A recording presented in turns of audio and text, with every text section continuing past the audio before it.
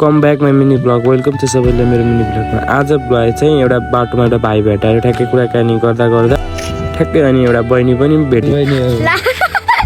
सबै मेरो मालिका टोलको भाइरल बहिनी आइज भाइ तँलाई म घुच्चा दिन्छु मजा आयो। अब त्यो भाइलाई चाहिँ घुच्चाको जरुरत रहेछ अनि मसँग त्यो पुरानोहरू थियो म चाहिँ त्यो घुच्चा थियो त्यसलाई चाहिँ घुच्चा चाहिएको रहेछ त्यो सानो भाइलाई।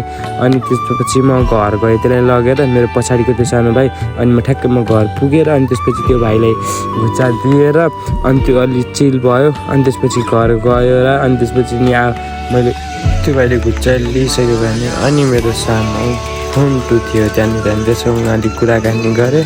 कुराकानी गर्दा त्यो नि अलिक इमोसनल टाइपको भइरहेको थियो अनि बोल्न चाहिँ बोल्दैन अनि हेर्दै राखिरहेको हुन्थ्यो क्यामेरामा। त्यही हो मम्मी नि हुनुहुन्थ्यो अनि इमोसनल टाइप भयो त्यही कारणले खासमा त त्यो पनि हाई भन्दै थियो।